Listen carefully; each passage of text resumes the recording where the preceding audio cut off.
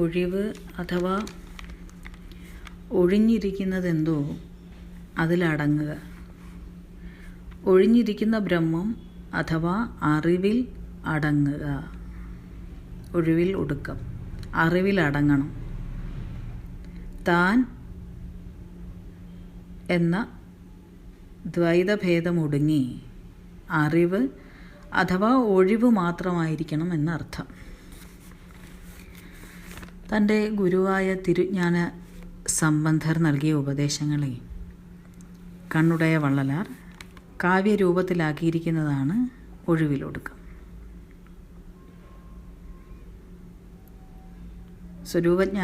സ്വരൂപജ്ഞാനത്തിലൊടുങ്ങുക, ബ്രഹ്മജ്ഞാനത്തിലൊടുങ്ങുക. ഉപദേശ സ്വീകരണം കൊണ്ട് മാത്രം ഈ കൃതി എഴുതാനാവില്ല. അപ്പോൾ കണ്ണുടയ വള്ളലാർ അനുഭവിച്ച സത്യവിശേഷമാണ് ഒഴിവിലൊടുക്കം. ഈ ഗ്രന്ഥത്തിന് ശിവബോധചന്ദ്രിക എന്നും ഒരു പേരുണ്ട്. അപ്പം ആദ്യത്തെ അധ്യായത്തെക്കുറിച്ച് നമ്മൾ നേരത്തെ ചുരുക്കത്തിൽ പറഞ്ഞിരുന്നല്ലോ. അപ്പോൾ ഇനി നമുക്ക് രണ്ടാമത്തെ അധ്യായമായ ശക്തിനിപാതത്തുത്തമരൊഴിവ് അതൊന്ന് നോക്കാം. അപ്പോൾ ഒന്നാമത്തെ അധ്യായമായ വേദാഗമ പൊരുളിൽ ഉപദേശം, അതിൽ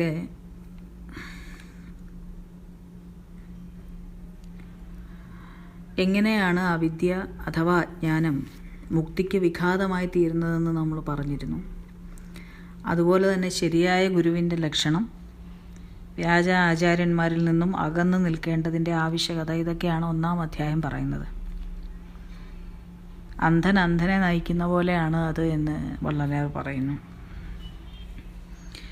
എന്തായാലും രണ്ടാമത്തെ അധ്യായമായ ശക്തിനിപാതം നമുക്ക് നോക്കാം. ശക്തിനിപാതം എന്നാൽ അതിതീവ്രമായ ആഗ്രഹം അഥവാ ജിജ്ഞാസ,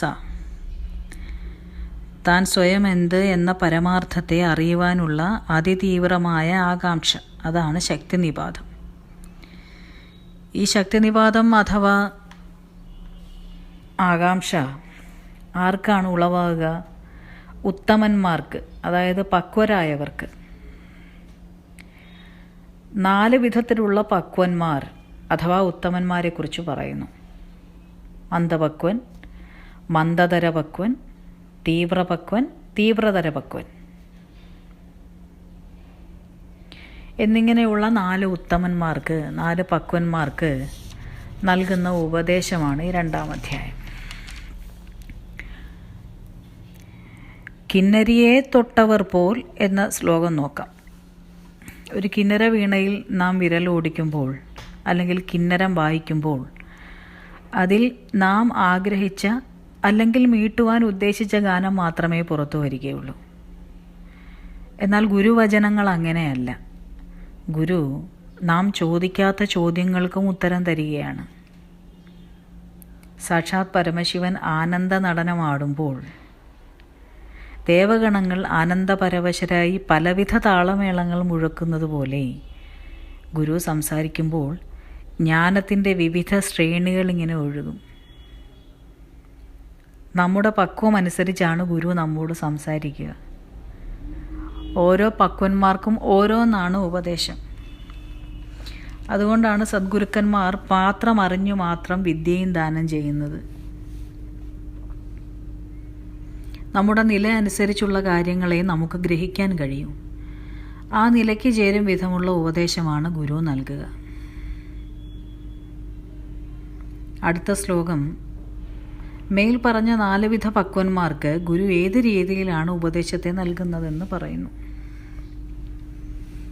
ശുമ്മാതെ പാർത്തിരിക്ക ശുദ്ധിയാം ഉത്തമർക്ക്, ശുദ്ധ ഉത്തമൻ അഥവാ തീവ്രതര പക്വന് ഗുരുവിൻ്റെ ഒരു നോട്ടം മതി.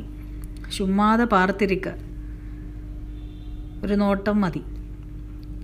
ഗുരു നോക്കുന്ന മാത്രയിൽ തന്നെ തീവ്രതര പക്വന് സാക്ഷാത്കാരം സിദ്ധിക്കും.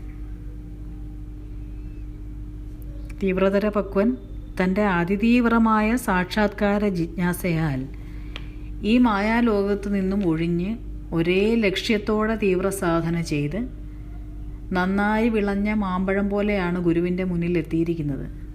അവിടെ കേവലം ആ ദൃഷ്ടിയാൽ ഒരു കടാക്ഷം മതി ഗുരുവിൻ്റെ, കഴിഞ്ഞു. ഇനി തീവ്രപക്വനെ സംബന്ധിച്ചോ? ഗുരുവിൻ്റെ ഒരേ ഒരു ഉപദേശം മതി. ഒറ്റത്തവണ ഗുരുവിൽ നിന്നും മഹാവാക്യ ശ്രവണമുണ്ടായാൽ മതി. അവൻ അതിൽ കയറി പിടിച്ച് പ്രയോജനമുണ്ടാക്കും, സംശയമൊന്നുമില്ല. എന്താണോ ശ്രവിച്ചത് അങ്ങനെ തന്നെ അയാൾ പ്രവർത്തിക്കും.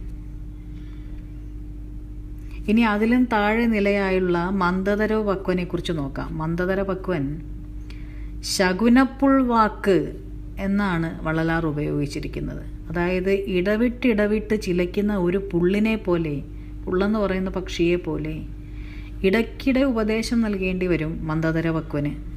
അയാൾക്ക് സംശയങ്ങളുണ്ടാകും, അയാൾ ഇടയ്ക്കിടയ്ക്ക് വഴിമാറി നടക്കും.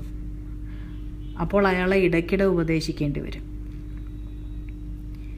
ഇനി നാലാമത്തെ നില അഥവാ താഴ്ന്ന നിലയിലുള്ള ഒരു മന്ദപക്വന് ഗുരു നിരന്തരമായ ഉപദേശങ്ങൾ നൽകിക്കൊണ്ടിരിക്കും.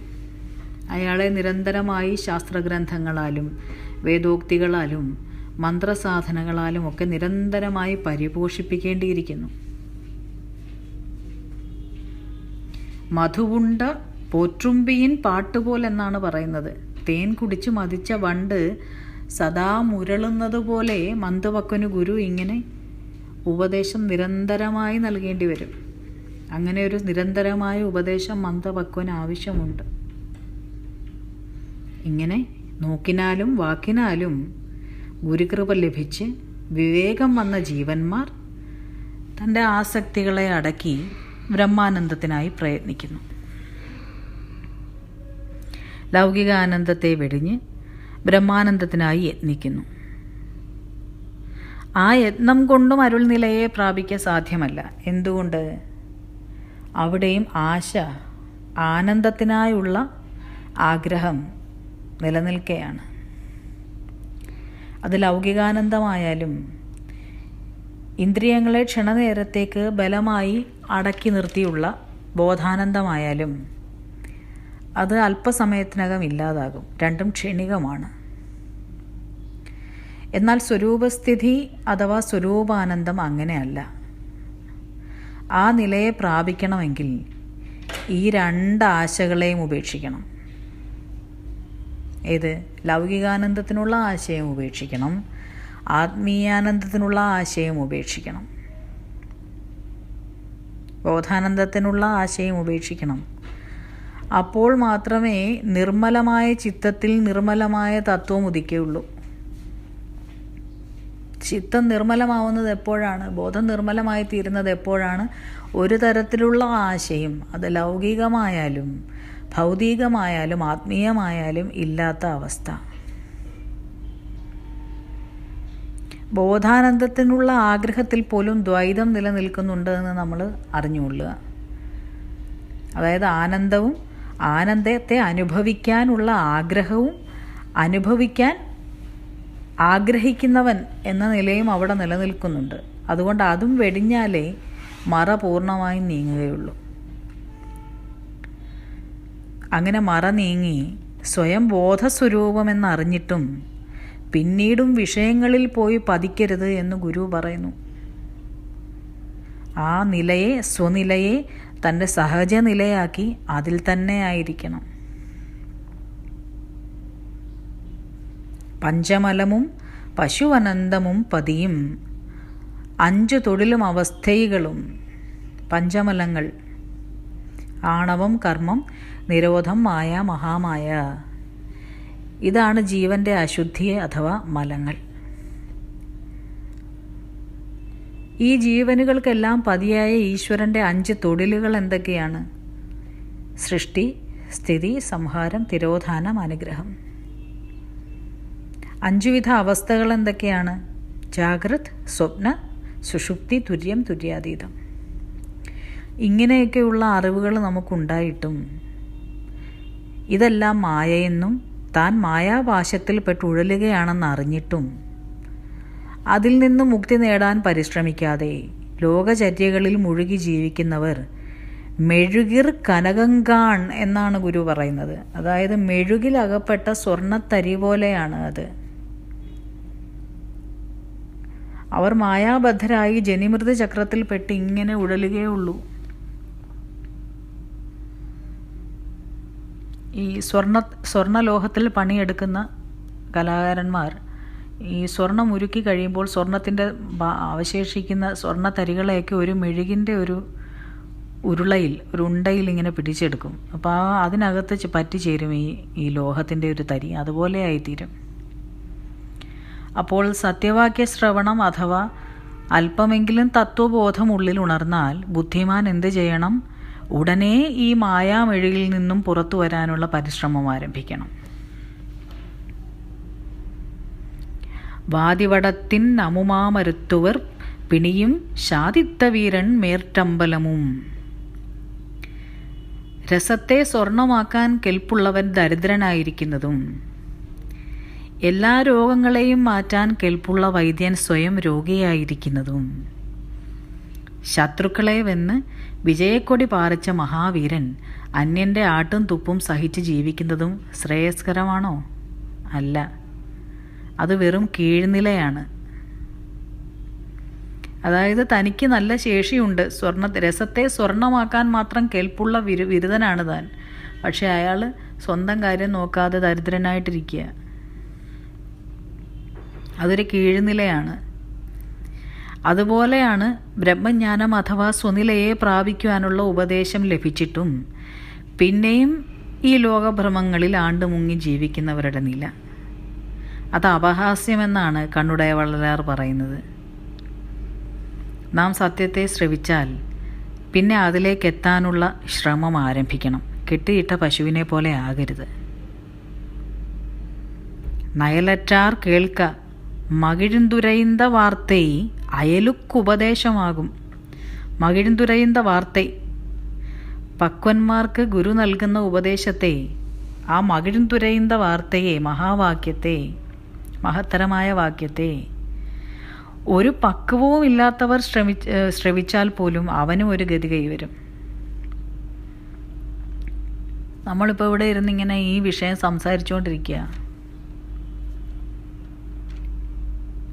അപ്പോൾ ഇതിലൊന്നും യാതൊരു താല്പര്യവും ഇല്ലാത്ത, ശ്രദ്ധയും ഇല്ലാത്ത ഒരാൾ ആ വേലിയുടെ വെളിയിൽ ഇവരെന്തായി സംസാരിച്ചുകൊണ്ടിരിക്കുന്നത് എന്ന് ഒരു നിമിഷമെങ്കിലും ശ്രവിച്ചാൽ അയാളുടെ ഉള്ളിലും ഒരു നിമിഷം കൊണ്ട് ഒരു വെളിവുണ്ടാകും.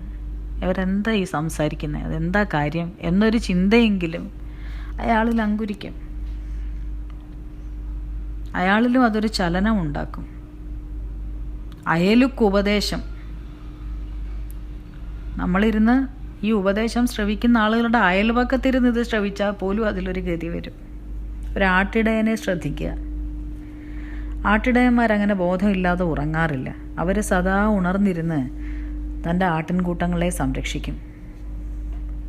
അതുപോലെ സദാ അതീവ ശ്രദ്ധയോടെ ഗുരുവാക്യത്തെ ശ്രവിക്കുന്നവർക്ക് ഒരു കണ്ണാടിയിൽ പറ്റിയ പൊടി തുടച്ചു മാറ്റുന്നത് പോലെ അജ്ഞാനമകലും.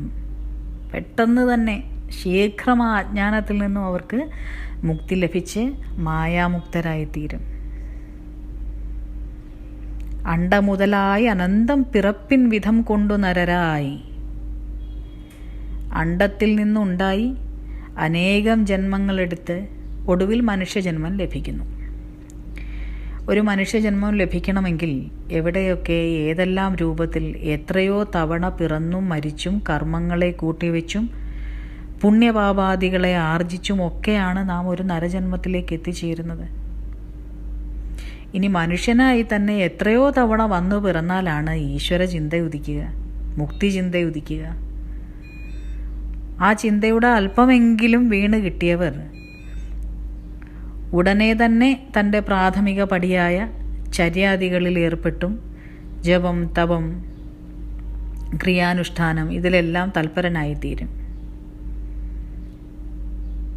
അവരിൽ തന്നെ അവരാർജിച്ചു കൊണ്ടുവന്ന വാസനകൾ അനുസരിച്ചാണ് പക്വം ഉണ്ടാവുക. അപ്പോൾ നാം ലോകമോഹാദികളെല്ലാം ഒഴിച്ച് അതെല്ലാം വെറും മിഥ്യ എന്നുറച്ച് താൻ അതിൽ ചെന്നു പറ്റിയാൽ വീണ്ടും ഈ സംസാര ചക്രത്തിൽ പെട്ട് കറങ്ങുകയേ ഉള്ളൂ എന്ന് മനസ്സിലാക്കി താനാർ തൻ്റെ മൂലമാരെன்று തെരിവിപ്പാരെ ചെയ്ത്, താൻ ആരാണ്, താനാർ, തൻ്റെ മൂലമാർ, താൻ ആരാണ്, തൻ്റെ മൂലം അഥവാ ആധാരം എന്താണ് എന്ന് ആലോചിച്ച് അത് വെളിവാക്കാൻ ശേഷിയുള്ള ഗുരുവിനെ തേടി കണ്ടെത്തണം. തൻ്റെ ദ്വൈതത്തെ കളയാനുള്ള ശേഷി തനിക്കില്ല എന്ന് മനസ്സിലാകുമ്പോൾ ഗുരുവിനെ അടയാനുള്ള ഒരു തീവ്ര ഇച്ഛ നമ്മളിലുണ്ടാകും. അങ്ങനെയുള്ള പക്വന് തൻ്റെ തന്നെ ആദിമൂല കൃപയാൽ സദ്ഗുരു ദർശനവും ഗുരുപ്രാപ്തിയും ഉണ്ടാകും. തൻ്റെ യഥാർത്ഥ ഗുരുവിനെ കാണുന്ന നേരത്ത് ഒരു പക്വൻ ഉണ്ടാകുന്ന ലക്ഷണങ്ങളെ പറയുന്നു വള്ളലാർ. ചിലപ്പോൾ കണ്ണിൽ നിന്നും കണ്ണുനീരൊഴുകും, ദേഹം വിറയ്ക്കും, ചിലപ്പോൾ സ്തംഭിച്ചു പോകും, വാക്കുകൾ പതറും.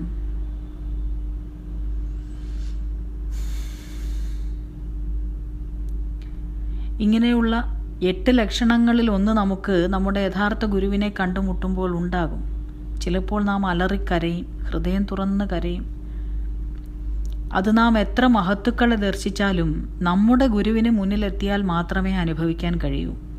ഇനി മതി, എൻ്റെ തേടൽ അവസാനിച്ചു, എൻ്റെ എല്ലാ ചോദ്യങ്ങൾക്കുമുള്ള ഉത്തരമായി എന്നൊരു സംതൃപ്തി നമുക്കവിടെ ലഭിക്കും. ഇനി ഗുരുവിനെ കണ്ടുമുട്ടും വരെയുള്ള ഈ പക്വൻ്റെ അവസ്ഥ എന്താണ് എന്നാണ് പറയുന്നത്. അയാൾ സദാ തൻ്റെ ഗുരുവിനെ എങ്ങനെ കണ്ടെത്തണം, എവിടെ പോയാൽ തനിക്ക് ഗുരുവിനെ കാണാൻ കഴിയുമെന്ന ചിന്തയിലായിരിക്കും. അരൈനോട്ടം ചിന്തൈ പെരുമ്മൂച്ചറിയാശുരമൂട്ടയെല്ലാം തുറത്തുറൈ ത്രോറ്റാൽ. അയാൾ സദാ ഗുരുചിന്തയിലായിരിക്കും. ദീർഘനിശ്വാസം ഉതിർക്കും, ഊണും ഉറക്കവും കുറയും, മൗനിയാകും. ഗുരുദർശനം വൈകുന്നതിലുള്ള അമിത ആകാംക്ഷയും ദുഃഖവും മൂലം അതിപക്വന് മരണം വരെ സംഭവിക്കുമെന്നാണ് വള്ളലാർ പറയുന്നത്. അത്ര തീവ്രമാണ് ഒരു തീവ്രപക്വനിൽ ഗുരുവിനായുള്ള കാംക്ഷ. അങ്ങനെ അതിതീവ്രമായി ആഗ്രഹിക്കയാൽ അവൻ്റെ ആ ആഗ്രഹം തന്നെ ഗുരുരൂപമായി അവൻ്റെ മുന്നിൽ പ്രത്യക്ഷമാകും. തേട്ടം തിരണ്ട തിരുമേനി ഉൾപ്പുറമ്പായി കാട്ടുമളവേകര പുരണ്ട്. നമ്മുടെ ഉള്ളിൽ അതിതീവ്ര ജിജ്ഞാസ ഗുരുവിനെ നമ്മുടെ മുന്നിൽ കൊണ്ടു നിർത്തും. ഉള്ളിലെ ബ്രഹ്മം ഗുരുരൂപമായി പുറത്തു വന്ന് നിൽക്കും. ആ ഗുരുവിനെ കണ്ട മാത്രയിൽ തീവ്രപക്വൻ പാതാരവിന്ദങ്ങളിൽ സമ്പൂർണ്ണ സമർപ്പണം ചെയ്തു വീഴും. ഇവൻ തീവ്രപക്വനെന്ന് അറിഞ്ഞ ഗുരു ഉടനെ അവന് അകംപുറം ദീക്ഷ നൽകും. അതിപക്കത്വാർക്ക് അകംപുറമെൻറു മറുവിധി വൈത്തതി കയ്യാമൻ. 6 തരം ദീക്ഷകളാണ് ഗുരു നൽകുക.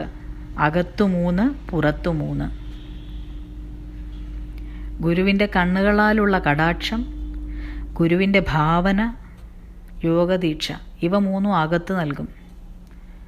സ്പർശനം അഥവാ ശിരസിലോ പുറത്തോ തിരുനെറ്റിയിലോ ഹൃദയത്തിലോ കൈവച്ചുള്ള അനുഗ്രഹം, അല്ലെങ്കിൽ നമ്മുടെ കയ്യിലൊരു തട്ട്, ആ ഒരു സ്പർശം. വാക്ക് അഥവാ അനുഗ്രഹവചനം, മന്ത്രോച്ചാരണം, ഗുരുവിൻ്റെ സമ്പ്രദായ വണക്കം, ഇങ്ങനെയുള്ള ഒരു വാക്ക്. ഗ്രന്ഥം, ഏത് ഗ്രന്ഥം തുടർച്ചയായി പഠിക്കണം, സ്വാധ്യായം എങ്ങനെ ചെയ്യണമെന്ന ആജ്ഞ. ഇങ്ങനെയുള്ള ഷഡ്ദീക്ഷകളും ഗുരു നൽകും. അപ്പോൾ അകത്ത് 3, പുറത്ത് 3. കടാക്ഷം, ഭാവന, യോഗം ഇവ അകത്ത്, സ്പർശനം, വാക്ക്, ഗ്രന്ഥം ഇവ പുറത്ത്. ഈ ദീക്ഷകളെ ഗുരു സമയാസമയങ്ങളിൽ ശിഷ്യനിൽ പ്രവർത്തിപ്പിച്ച് അവനെ ജ്ഞാനിയാക്കി മുക്തമാക്കും. ഇനി ഈ ദീക്ഷകളെ ഗുരു എങ്ങനെയാണ് ശിഷ്യനിൽ പ്രവർത്തിപ്പിക്കുന്നത് എന്ന് നോക്കുക. പരിഷിത്തും ചിന്തിത്തും പാർത്തുമലമായേ കരുമത്തെയെല്ലാം കഴറ്റി ശരിയാതി വാദനയാം പോതമയക്കത്തെ വാക്കാലേ പോതേ ചെയ്തു പോക്കിവിടപ്പോം. ഗുരു തൻ്റെ കടാക്ഷം കൊണ്ട് ത്രിവിധ മലങ്ങളെയും നീക്കും. മലം, മായ, കർമ്മം. അശുദ്ധി, അശുദ്ധിയാലുളവായ മായ, മായയാലുളവായ കർമ്മം എന്നീ ത്രിവിധ മലങ്ങളെ നീക്കി വിമലമാക്കും. വാക്കുകൊണ്ട് അവൻ്റെ വാസനകളെ നീക്കും. പലതരം ചര്യകളിൽ പെടുന്ന അല്ലെങ്കിൽ അത്തരത്തിൽ അനുഷ്ഠാനങ്ങളിൽ പെട്ടിരിക്കുന്ന ശിഷ്യന് പലതരം ഭാവങ്ങളുണ്ടാകും. വിവിധ മൂർത്തികളുണ്ടെന്ന ഭാവം, പലവിധ ഉപാസനകളുണ്ടെന്ന ഭാവം, മന്ത്രം തന്ത്രം ഇവ അഭ്യസിച്ച് സിദ്ധികളുണ്ട് എന്ന ഭാവം, യോഗാഭ്യാസിയാണെന്ന ഭാവം. ഇതെല്ലാം കേവലം മായാമയം എന്ന് വാക്കുകളാൽ അറിയിച്ച് അതിനെയെല്ലാം ഒഴിക്കാനുള്ള ഉപദേശം നൽകുന്നു ഗുരു. നാം ഈ നിലയിലേക്കെത്താൻ ഉപയോഗിച്ച വിവിധ സാധനാ മാർഗങ്ങളെ കൂടി നാം ഉപേക്ഷിക്കണം. സാധനകളും അവസാനിക്കണം ഒരു ഘട്ടത്തിൽ. അത് അതിതീവ്ര പക്വനു മാത്രമേ സാധ്യമാകൂ. നാം അതിതീവ്ര പക്വതയിലേക്ക് എത്തുന്നതിൻ്റെ ലക്ഷ്യമാണ് സാധനങ്ങളിലുള്ള ഡിറ്റാച്ച്മെൻറ്റ്. അതിൽ നിന്നും നമ്മൾ മുക്തരാകും. സാധനാപൂർത്തീകരണം. ഇങ്ങനെ ഗുരു അരുൾ കിട്ടിയ അതിതീവ്ര പക്വൻ തൻ്റെ ജീവബോധം അഥവാ ശരീരമാണ് താനെന്ന ബോധത്തെ പൂർണ്ണമായും കളഞ്ഞ് ശുദ്ധബോധസ്ഥിതമായിരിക്കും. ശുദ്ധബോധ പൊരുളായിട്ട് മാറും. ഇനി തീവ്രതര പക്വർ തന്നെ 2 വിധമുണ്ട്. ഒന്നാമത്തേത് ഗുരു അരുളിയ ഉപദേശത്തെ കേട്ട് ഉടൻ തന്നെ അത് പ്രവർത്തിച്ച് മുക്തരാകുന്നവർ. ഗുരുവിൻ്റെ വാക്യം ശ്രവിച്ചാൽ പിന്നെ അവിടെ സംശയങ്ങളൊന്നുമില്ല, ആ നിമിഷത്തിൽ പ്രവർത്തിക്കുകയാണ്. അങ്ങനെ ഒരു വിഭാഗം. രണ്ടാമത്തേതോ ഗുരുവിൻ്റെ വാക്കുകളെ മനനം ചെയ്ത് സാവധാനം പ്രവർത്തിച്ച് ക്രമേണ മുക്തി അടയുന്നവർ, സമയമെടുത്ത് കാര്യങ്ങൾ ചെയ്യുന്നവർ. പാലും വെള്ളവും കലർത്തി വെച്ചാൽ അതിൽ നിന്നും ജലം നീക്കി പാല് മാത്രം കുടിക്കുന്ന അരയന്നത്തെ പോലെയാണ് ഒരുവർ എന്ന് വളകാർ സ്വാമി പറയുന്നു. ഇനി ഈ ഉദാഹരണം കേട്ടിട്ട് ആരും അരയന്നത്തിന് പാലും വെള്ളവും ഒന്നും കലക്കാൻ പോകണ്ട. നമ്മൾ ഈ ഉദാഹരണമൊക്കെ പറയുന്നത് മനസ്സിലാക്കാൻ വേണ്ടിയാണ്. അരയന്നം പാല് കുടിക്കുന്നോ വെള്ളം കുടിക്കുന്നോ എന്നതല്ല, നമുക്ക് ആവശ്യമായത് നാം സ്വീകരിക്കുന്നു എന്നതാണ് കാര്യം. അപ്പം ഈ ഒരു വിവേചനാധികാരം നമ്മൾ ഈ കേൾക്കുന്നതിലും കാണുന്നതിലും എല്ലാം നാം കൊണ്ടുവരണം. വിവേചന ബുദ്ധി ഉണ്ടാവണം. നല്ലപോലെ ഉലയിൽ വെച്ച് പഴുപ്പിച്ച ഇരുമ്പിൻ്റെ തുണ്ടിൽ ഒരു തുള്ളി വെള്ളം വീണാൽ അത് ആ നിമിഷം തന്നെ തുരുമ്പ് ഗ്രഹിക്കുന്നത് പോലെ, തുരുമ്പിൽ അലിഞ്ഞില്ലാതാകുന്നത് പോലെ, ഗുരുവിൻ്റെ ഉപദേശം കേട്ടാൽ അപ്പോൾ തന്നെ പ്രവർത്തിക്കാൻ ആരംഭിച്ചു കൊള്ളുക എന്ന് സാരം. ഇങ്ങനെ തീവ്രതര പക്വൻ എങ്ങനെയുള്ളവനാണ് എന്നാണ് തുടർന്നുള്ള പാടലുകളിൽ അദ്ദേഹം പറയുന്നത്. ഗുരുവിൻ്റെ അടുത്ത് പലതരം പക്വന്മാരെത്തും. അവരെ പലതരം മാറ്റുള്ള സ്വർണത്തോടാണ് വള്ളലാർ ഉപമിക്കുന്നത്. ഇപ്പോൾ 16 ക്യാരറ്റ് സ്വർണം, 18 ക്യാരറ്റ്, 22 ക്യാരറ്റ് എന്നിങ്ങനെയൊക്കെ നാം സ്വർണത്തിൻ്റെ മാറ്റ് പറയാറുണ്ടല്ലോ. ഇവയെല്ലാം ഉരുക്കാനായി ഒരേ തീയിലാണ് വയ്ക്കുക. ഏത് മാറ്റുള്ള സ്വർണമാണെങ്കിലും ഉരുക്കുന്നത് ഒരേ തീയിലാണ് ഉരുകുന്നത്. എന്നാൽ എല്ലാം ഒരേ മാറ്റുള്ള പത്തര മാറ്റുള്ള തനിത്തങ്കമായി തീരുകയില്ല. അതുപോലെ ഓരോരുത്തരുടെയും പക്വം അനുസരിച്ചാണ് പുരോഗതി. അതിതീവ്ര പക്വൻ പെട്ടെന്ന് കാര്യം ഗ്രഹിച്ച് പ്രവർത്തിക്കും. മറ്റുള്ളവർ സാവധാനം അവരുടെ പക്വം അനുസരിച്ച് പുറകെ വരും. എല്ലാവരും വരും, ആരും വരാതിരിക്കയില്ല. അതുകൊണ്ട് കേൾക്കുന്ന മാത്രയിൽ തന്നെ ആവും വിധത്തിൽ അങ്ങ് ആരംഭിച്ചു കൊള്ളുക. ഇത് നമ്മളെപ്പോഴും ആവർത്തിച്ച് പറയുന്ന കാര്യമാണ്. നമുക്കാവും വിധം നമ്മളങ്ങ് തുടങ്ങിക്കൊള്ളുക. നമ്മുടെ ബുദ്ധിയിൽ എന്താണോ നമുക്ക് മനസ്സിലാക്കാൻ കഴിഞ്ഞത്, ആ മനസ്സിലായതങ്ങ് തുടങ്ങിക്കൊള്ളുക. അതൊന്നും ഒരിക്കലും വെറുതെ ആവുകയില്ല.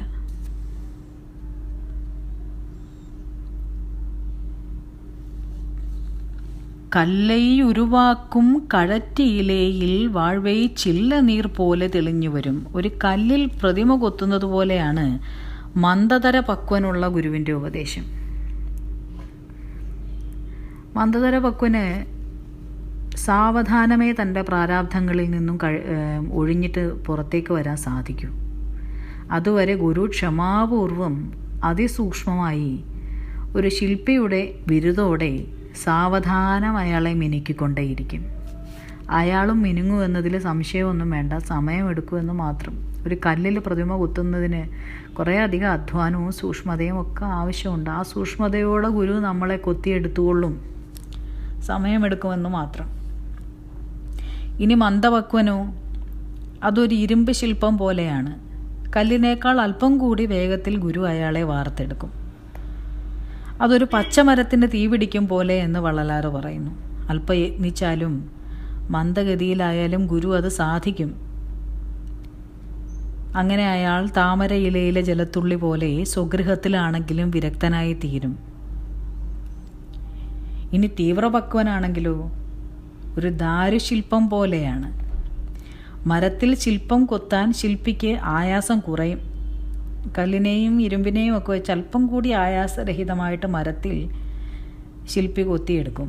അതുപോലെയാണ് ഗുരു വലിയ ആയാസമൊന്നുമില്ലാതെ തന്നെ തീവ്രപക്വനെ മുക്തനാക്കും. അത് ചിരട്ടക്കരിയിൽ തീ പിടിപ്പിക്കും പോലെ എന്നാണ് വള്ളലാർ പറയുന്നത്. നമ്മൾ ചിരട്ടക്കരിയിൽ തീ പിടിപ്പിക്കാൻ വേണ്ടി കുറച്ചൊന്ന് ഊതുകയും വീശി കൊടുക്കുകയൊക്കെ വേണമല്ലോ, കുറച്ചൊരു ശ്രമം ആവശ്യമുണ്ട്. അതാണ് തീവ്രപക്വൻ്റെ അവസ്ഥ. എന്നാൽ ഇനി അതിതീവ്രപക്വൻ എങ്ങനെയാണ്? ഒരു വെണ്ണപ്രതിമ പോലെയാണത്. വെണ്ണ കൊണ്ടൊരു ശില്പം ഉണ്ടാക്കുന്നത് എത്രത്തോളം അനായാസമാണോ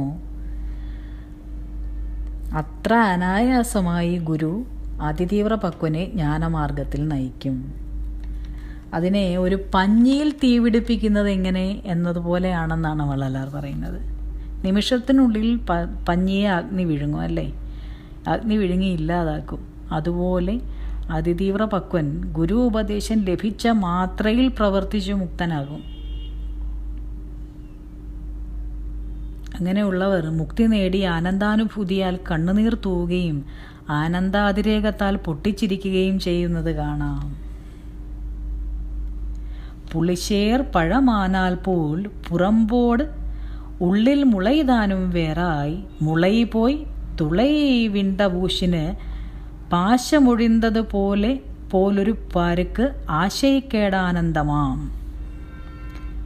ഒരു കോൽപ്പുളി അഥവാ പിഴുപുളി അത് പിഞ്ചായിട്ടിരിക്കുമ്പോൾ അതിൻ്റെ തോടും കുരുവും വേർതിരിക്കാനാവാത്തതുപോലെ ഒന്നായിരിക്കും. പിഞ്ച് പുളി ശ്രദ്ധിച്ചാൽ അറിയാം, അതിൻ്റെ തോടിന് കട്ടിയൊന്നും ഉണ്ടാവില്ല. തോലും പുളിയും കുരുവും എല്ലാം ചേർന്നിട്ട് ഒന്നായിട്ടിരിക്കും. എന്നാൽ അത് മൂത്ത് പഴുത്ത് അത് പാകമായി കഴിയുമ്പോഴോ അത് തോടുണങ്ങി വിത്ത് വേറെയായി സത്ത് വേറെയായി മരത്തിലിങ്ങനെ കിടക്കും. അതുപോലെയാണ് നാം അവിദ്യ അഥവാ മായയിൽ ആണ്ടുമുങ്ങിയിരിക്കുമ്പോൾ സംസാര ദുഃഖങ്ങൾ നമ്മെ വലിഞ്ഞു മുറുക്കി വിഷമിപ്പിക്കും.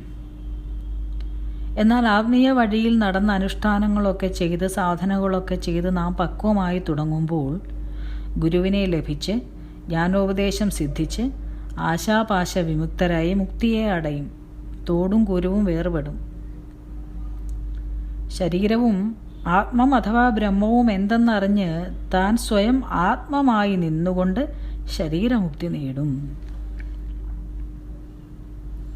ഇങ്ങനെ ജ്ഞാനത്തെ സിദ്ധിച്ചു മുക്തരായവർ ദിക്കറിയാതെ ഇരുട്ടിൽ വഴിതെറ്റി അലഞ്ഞവന് സൂര്യോദയം പോലെ അത്രേ, അരുണോദയം പോൽ, അരുണോനുദയം പോൽ, അരുണൻ ഉദിച്ചതുപോലെ ഇരുട്ടിൽ വഴിതെറ്റി ദിക്കറിയാതെ വലഞ്ഞു നിന്നവന് പെട്ടെന്ന് സൂര്യോദയം സംഭവിക്കുന്നത് പോലെയാണത്.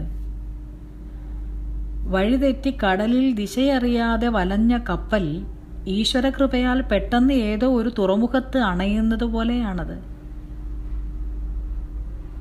ഒരു മാറാരോഗി സുഖം പ്രാപിക്കുന്നത് പോലെയാണ് അത്. അത് പറഞ്ഞറിയിക്കാനാവാത്ത അനുഭൂതി വിശേഷമത്രേ.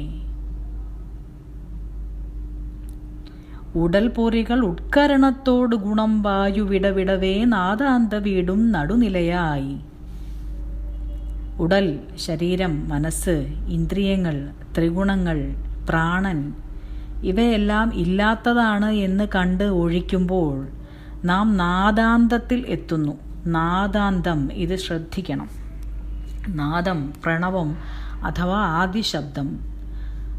ആ നാദത്തിൻ്റെ അന്തം അഥവാ തുടക്കം, അല്ലെങ്കിൽ അതിൻ്റെ കാരണം, മൂലം. ആ നാദം ആരിൽ നിന്ന് അഥവാ എന്തിൽ നിന്നുത്ഭവിക്കുന്നു, ആ ആദിമൂലത്തിലേക്ക് നാം എത്തുന്നു. ഉളവായ ആദിനാദത്തിന് മൂലമായ ആദിനാഥൻ സ്വയം നാം തന്നെ എന്ന പൊരുളിലേക്കെത്തുന്നു. നടുനിലയായി തന്നൊഴിയും പേരൻപിൻ സാഗരമും ശന്തഴിവാർ എണ്ണപ്പെടാർ കണ്ടറിയാരേ. അങ്ങനെ ആനന്ദത്തിനും നാദാന്തം അഥവാ ബ്രഹ്മത്തിനും നടുവിലായി ഉള്ള ഒരു നിലയിൽ നാം എത്തും. അതോടെ ജീവബോധം പൂർണ്ണമായും ഇല്ലാതാകും. നടുനില എന്നതിനെ മധ്യത്തിലുള്ള നില, അതായത് ബോധത്തിൽ അനുഭവിക്കുന്ന ആനന്ദത്തിനും പൂർണ്ണമായും ബ്രഹ്മം തന്നെ എന്ന അന്ത്യത്തിലേക്ക് എത്തുന്നതിനും നടുവിലുള്ള ഒരു നിലയായി കണക്കാക്കുക. അവിടെ എത്തുമ്പോൾ ആനന്ദമെന്ന അനുഭവം ഇല്ലാതാകും. ആനന്ദവും ഒരനുഭവമാണ്. അവിടെയും ദ്വൈതമുണ്ട്. ആനന്ദവും ആനന്ദിക്കുന്നവനുമുണ്ട്. അതുകൊണ്ട് ആനന്ദത്തെ എല്ലാം കടന്നു പോയിക്കൊള്ളുക. എങ്കിലേ നമുക്ക് നാദത്തിൻ്റെ അന്ത്യത്തിൽ നാദാന്തത്തിലേക്ക് എത്താൻ കഴിയൂ. അറിവും അറിവാനും അറിയാമലയും അറിയിൻ തടയേയവർക്ക്. പശുപാശം അഥവാ അവിദ്യ, ആ പാശത്താൽ ബന്ധിതമായവർക്ക് നാഥനായ അഥവാ പശുപതിയായ ഈശ്വരനെയും അറിയാൻ കഴിയുന്നില്ല, തന്നെയും അറിയാൻ കഴിയുന്നില്ല. അങ്ങനെ പശുവായ നാം തൻ്റെ പാശങ്ങളെ അറുത്ത് പതിയിൽ ചേരണമെന്ന് തീരുമാനിച്ചാൽ അവിടെ ഒരു തടസ്സവും ഉണ്ടാവുകയില്ല. ഒരു തടസ്സങ്ങളും നിങ്ങൾക്കുണ്ടാവുകയില്ല. ആത്മാർത്ഥമായിട്ട് ഈ പാശങ്ങളെ അറുത്ത് ഞാൻ എന്താണോ അതായി തീരണമെന്ന് അതിതീവ്രമായി ആഗ്രഹിച്ചാൽ അവിടെ ഒരു തടസ്സവും ഉണ്ടാകുകയില്ല. അവർ മുക്തരാകും. മുക്തരായവരൊരിക്കലും തിരിച്ചു ബന്ധിതരാവുകയില്ല. സ്വനില കൈവരിച്ചാൽ പിന്നെ അത് തന്നെ നില. അടുത്തത് ശ്രദ്ധിക്കണം. പൊയ്പോലെ മെയ്യുമറിയെ പെറാപ്പോകെ ശേകയോർ കൊണ്ടോടും സാർവില്ലേ. നമ്മൾ പശു അഥവാ അജ്ഞാനിയായിരുന്നപ്പോൾ താൻ കേവലം ശരീരമാണെന്ന ബോധ്യത്തിൽ ഉറച്ചു ജീവിച്ചു. എന്നാൽ സാക്ഷാത്കാരം അഥവാ താൻ ബ്രഹ്മം തന്നെ എന്ന തത്വം ഉറച്ചു കഴിഞ്ഞാൽ താൻ സ്വയം ബ്രഹ്മം തന്നെ എന്നതിൽ നിന്നും വേറിട്ട് ഒരു ബോധവും ഉളവാകുന്നതല്ല. ബ്രഹ്മം തന്നെ എന്ന ചിന്തയും ഉളവാകുന്നതല്ല. അതൊരു നിലയാണ്. അത് സ്വാഭാവിക നിലയാണ്. ഞാൻ ബ്രഹ്മമാണ് എന്നുള്ള ചിന്ത പോലും അവിടെ ഉളവാകുകയില്ല. അതൊരു നിലയാണ്, ഒരവസ്ഥയാണ്. അത് ഏറ്റവും സ്വാഭാവികമായ, ഏറ്റവും സഹജമായ, ഏറ്റവും അനായാസമായ നിലയെന്തോ അത്. വിഴിക്കുതിത്ത വിരികതിർപോൽ തമ്മൈ അഴിത്തതുവേ ആശ്ചര്യമാം. കണ്ണിൽ സൂര്യനുദിച്ച പോലെയാണത്. മുൻപ് നാം പുറത്തുള്ള സൂര്യപ്രകാശത്തിൽ നമ്മുടെ കണ്ണുകൊണ്ട് കണ്ട കാഴ്ചകളല്ല ജ്ഞാനിയായ ബ്രഹ്മം കാണുക. അത് കണ്ണിനുള്ളിലെ സൂര്യനെ പോലെയാണ്.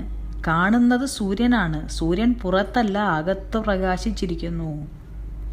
സൂര്യൻ അഥവാ ചൈതന്യം, ബ്രഹ്മം ഈ ശരീരമാകുന്ന കണ്ണിലൂടെ കാണുന്നു. രണ്ടുപേരും കാണുന്നുണ്ട്. അജ്ഞാനിയും കാണുന്നുണ്ട്, ജ്ഞാനിയും കാണുന്നുണ്ട്. എന്താണ് വ്യത്യാസം? അജ്ഞാനി സൂര്യപ്രകാശത്തിൽ കാഴ്ചകൾ കാണുന്നു. ജ്ഞാനിയുടെ സൂര്യൻ പുറത്തല്ല, അകത്തിരുന്നു കൊണ്ട് സൂര്യൻ കണ്ണിലൂടെ കാണുന്നു. ആ വ്യത്യാസം അവിടെ ഉണ്ട്. അതുകൊണ്ട് അത്യാശ്ചര്യകരമായ ബോധത്തിൽ ഉറച്ചിരുന്നു കൊള്ളുക. അങ്ങനെ തീവ്രപക്വൻ മഹാനന്ദത്തെ അനുഭവിച്ച് ആനന്ദത്തെയും കടന്ന് മധ്യനിലയെ പ്രാപിച്ച് മധ്യനിലയും കടന്ന് സ്വനിലയെ പ്രാപിക്കും. ബോധത്തിൽ ആനന്ദത്തെ അനുഭവിക്കും. ആ ആനന്ദമല്ല താൻ എന്ന് തിരിച്ചറിഞ്ഞ് ആനന്ദത്തെയും കടന്നുപോയി ആനന്ദവുമില്ലാത്ത മധ്യനിലയിൽ എത്തിച്ചേരും. ആ മധ്യനിലയും അല്ല താൻ എന്ന് മനസ്സിലാക്കി ആ മധ്യനിലയ്ക്കും കാരണമായിരിക്കുന്നതെന്തോ അതിലേക്കെത്തി തൻ്റെ സ്വനില എന്താണോ അതിനെ പ്രാപിക്കും. അപ്പോൾ അറിവുക്കറിവെന്നും ആഗമങ്ങൾ ശുദ്ധ അറിവെന്നും വേദത്തിനനന്തം പിരിയാ നിലയ്ക്ക് ശരിയാകും നീ என்றால் നാനെன்று തലയ്ക്കും അരിപ്പിരുമരേ. അറിവും അറിയിക്കുന്നവനും അറിയുന്നവനും രണ്ടല്ല ഒന്ന് തന്നെ എന്ന പിരിയാനിലൈ, ഭേദമില്ലാത്ത ദ്വൈതമില്ലാത്ത രണ്ടില്ലാത്ത നില, താൻ സ്വയം അറിവ് അഥവാ ബ്രഹ്മം തന്നെ എന്ന നില സിദ്ധിക്കും. പ്രത്യേക ജീവൻ എന്ന ബോധം പോയി ബ്രഹ്മനിലയെ പ്രാപിക്കും. ആഗമവും നിഗമവും രണ്ടായി പറയുന്നില്ല, രണ്ടും ഒന്ന് തന്നെയാണ് പറയുന്നത്. അപ്പോൾ ആ നില കൈവരിക്കാനായി യത്നിക്കണം. എപ്പോഴും പറയാറുള്ള പോലെ നമ്മൾ ഇതിനെപ്പറ്റി സംസാരിച്ചിട്ടോ തർക്കത്തിൽ ഏർപ്പെട്ടിട്ടോ ഗ്രന്ഥങ്ങൾ ശ്രവിച്ചിട്ടോ പലവിധ ചര്യകളും തന്ത്രമന്ത്രാദികളും ഒന്നും അനുഷ്ഠിച്ചിട്ടോ ഒന്നും കാര്യമില്ല. ഈ നിലയെ അനുഭവിക്കണമെങ്കിൽ അതിനാവശ്യമായിട്ടുള്ള ജോലി ചെയ്തുകൊള്ളണം. ഇതനുഭവിക്കാതെ വെറുതെ ഇതേപ്പറ്റി സംസാരിച്ചുകൊണ്ടിരുന്നാൽ നമുക്ക് ഈ കാര്യം കിട്ടുമോ? ഇല്ല. ഹരിബ്രഹ്മേന്ദ്രന്മാർക്കും തത്വത്തെ കൈവരികയില്ല. അതിനായിട്ട് പ്രയത്നിക്കണം, നന്നായിട്ട് പ്രയത്നിക്കണം. നമ്മൾ വെറുതെ വാളെടുത്തുകൊണ്ട് വെളിച്ചപ്പാടാവുമോ? ഇല്ല. വെറുതെ വെളിച്ചപ്പാടായിട്ട് അഭിനയിച്ച് നേരം കളയാതെ മൗനമായി തീവ്രമായി ഒതുങ്ങിയിരുന്ന് അങ്ങ് പ്രയത്നിച്ചു കൊള്ളുക. കാര്യം സിദ്ധമാകും. അതിൽ സംശയമൊന്നും വേണ്ട, ബഹളങ്ങളൊന്നും വേണ്ട. ബഹളം കൊണ്ട് വെറുതെ ശബ്ദകോലാഹലങ്ങളും ലോകകോലാഹലങ്ങളും ഒക്കെ ഉണ്ടാക്കാവുന്നേ ഉള്ളൂ. ഒതുക്കത്തിൽ അവനവൻ്റെ കാര്യത്തെ നോക്കിക്കൊള്ളുക. സംശയം വേണ്ട, ഇത് സിദ്ധമാകും. അപ്പോൾ നമുക്ക് ഇന്ന് ഇത്രയും മതി. ഇനി അടുത്ത വരുന്ന ഭാഗങ്ങളൊക്കെ വേറൊരവസരത്തിൽ നമുക്ക് സംസാരിക്കാം. ഗുരു സാക്ഷാത് പരബ്രഹ്മ തസ്മൈ ശ്രീ ഗുരവേ നമഃ.